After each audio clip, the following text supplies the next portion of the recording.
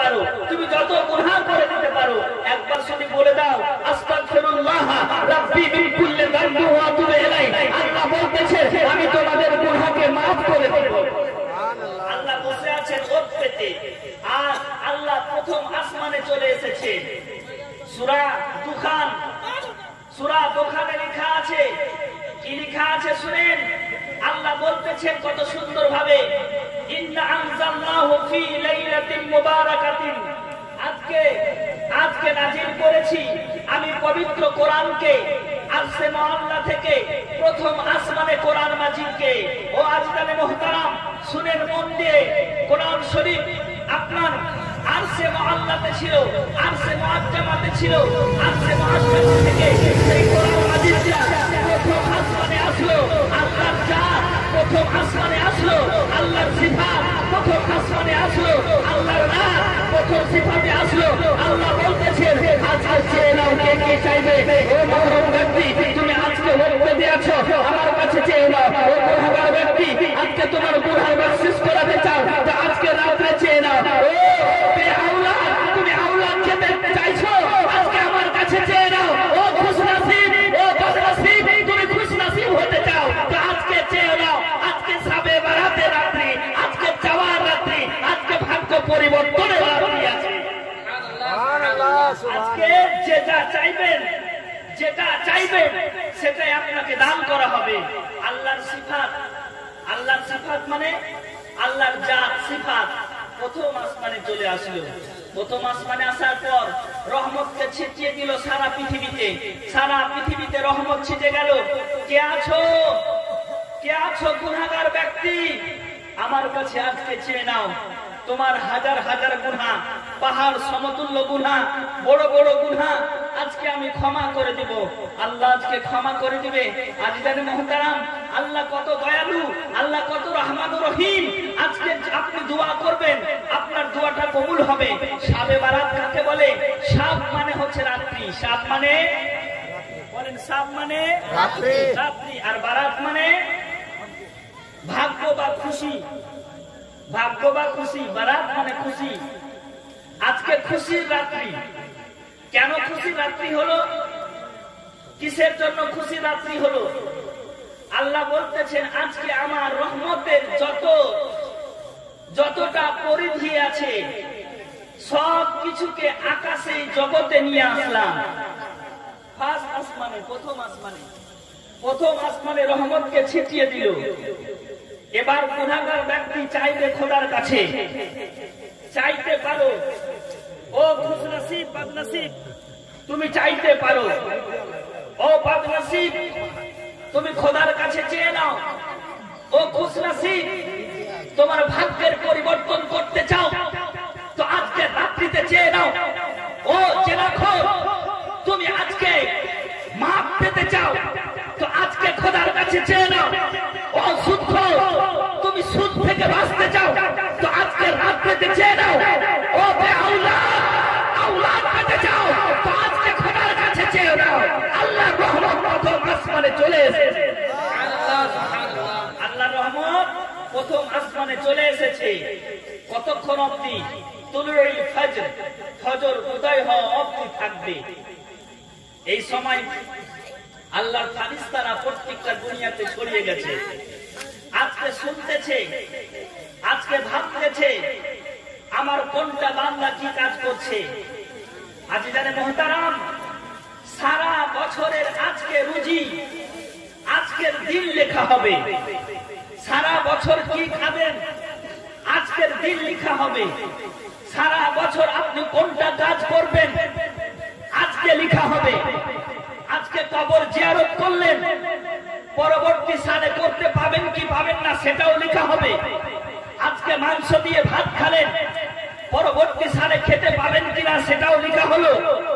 আল্লাহর পুরো আপনার কপিটা পুনরায় আপনাকে রিভিউ করতে দেওয়া হয়েছে।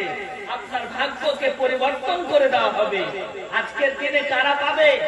যারা জেগে আছে তারা পাবে, আর যারা শুয়ে গেছে তারা কিছুই পাবে না। আচ্ছা, শাবে বারাতের আসলিয়াত, অনেকে বলে শাবে বারাত নাই হাদিসে। অনেকে বলে কোরআন শরীফে নেই, কিন্তু আমি কোরআন শরীফ সূরা দোখান প্রথম আয়াত নাম্বার 5 তাতে লেখা আছে ইন্না আনজালনাহু ফি লাইলাতিন মুবারাকাতিন, আমি একে বরকতপূর্ণ রাত্রিতে নাজিল করেছি। একে বলতে বোঝানো হয়েছে কোরআন শরীফকে। আরশে মুআল্লাতে কোরআন শরীফ ছিল, আরশে মুআল্লাতে কোরআন শরীফ ছিল, সেটাকে সাবে বারাতে প্রথম আসমানে নাজিল করে দিয়েছে জিবরিল আমিন। 20 বছর ধরে কোরআন শরীফকে একটু একটু করে নিয়ে এসে আমার রাসূলে আরবিকে দান করে দিয়েছে।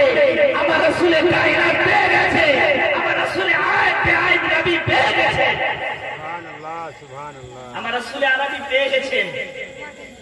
একদিন নবী করিম সাল্লাল্লাহু আলাইহি ওয়াসাল্লাম তিরমিজি শরীফ হাদিস বাব নাম্বার 39 হাদিস নাম্বার 739 তাতে লেখা আছে মা আয়েশা সিদ্দিকা হঠাৎ করে বিছানাতে দেখছেন নবী নাই। মাচালকে বলো না, প্যার সে বলো না, আমার রাসূলে আরবি বাড়িতে নেই, আমার রাসূলে আরবি বাড়িতে নেই। ব্যাপার কি কোথায় গেল? নবী আমার এক পা দুপা করতে করতে এগিয়ে চলে গেছেন মসজিদে, আপনার কবরস্থানে, আপনার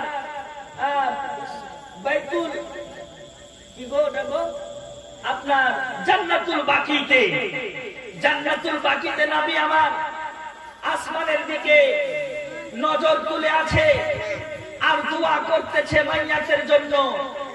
আল্লাহুস সালাম আমার রাসূলুল্লাহ 2 নজর দিয়ে পানি টপ টপ করে পড়তেছে। পিছনে মা আয়েশা সিদ্দিকা খুঁজতে খুঁজতে খুঁজতে খুঁজতে এসে দেখলেন যে নবী আমার দোয়া অবস্থায় দাঁড়িয়ে আছেন। দোয়া অবস্থায় কিছু বললেন না।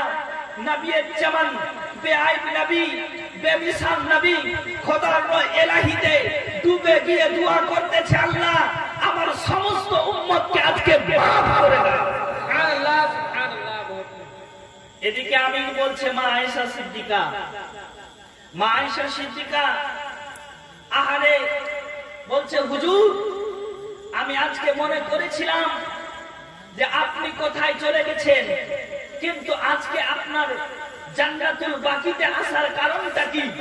নবী বলতেছেন, ও আয়েশা শুনো, আজকে খোদার রহমত আকাশের জগতে চলে এসেছে, ফার্স্ট আসমানে চলে এসেছে। ও আয়েশা আজকে যেটাই চাইবে সেটাই তুমি পেয়ে যাবে। চাও তুমি কি চাইবে? আজকে তুমি যদি বদনসিব খুশনসিব হতে চাও খোদার কাছে চেয়ে যাও, তুমি যদি খুশি হতে চাও খোদার কাছে চেয়ে যাও, আওলাদ চাও খোদার কাছে চাও। আজকে প্রথম আসমানে রহমতে ইলাহি ভরপুর হয়ে আছে। আয়েশা তুমি যেটাই চাইবে সেটাই পেয়ে যাবে। তুমি যেটা চাইবে সেটাই তুমি পেয়ে যাবে। আর আসমানে আকাশ, আহারে আমার রাসূল আরবি সাল্লাল্লাহু আলাইহি ওয়াসাল্লাম সেখান থেকে বাড়ি ফিরলেন তো বলছে, আয়েশা তুমি আজকে নামাজে দাঁড়িয়ে যাও, নামাজে নফল নামাজ পড়তে শুরু করো। নামাজ কেউ যদি আপনার 10 রাকাত নামাজ সূরা ফাতিহার সাথে আপনার সূরা ইখলাস 11 বার তেলাওয়াত করে, তাহলে আল্লাহ তাআলা তার 40 বছরের গুনাহকে maaf করে দিবে। মাসালকে বলো সুবহানাল্লাহ। কয় বছর বলেন, কয় বছর? 40 বছরের গুনাহকে maaf করে দিবে। গুনাহ করছো, আহারে এই গুনাহের জন্য আমরা কাঁদি না, এই গুনাহের জন্য আমরা ভাবি না, এই গুনাহ করে যাচ্ছি আমরা একের পর এক দিনকে পার করে যাচ্ছি। কিন্তু এক ব্যক্তির নাম বলবো যার নাম সবাই জানা আছে, যাকে সবাই চিনেন না, আপনি দেখেননি, আপনি জানেন, তার নাম হচ্ছে আদম সাফিউল্লাহ। আদম সাফিউল্লাহ জান্নাতে ছিলেন, হযরত আদম জান্নাতে ছিলেন। জান্নাত থেকে যখন দুনিয়াতে চলে আসলো, দুনিয়াতে আসার পর হযরত আদম গন্ধম ফল খেয়েছিল। গন্ধম ফল খাওয়ার কারণে খুবই কাঁদতে শুরু করেছিল, এমন কাঁদতে শুরু করেছে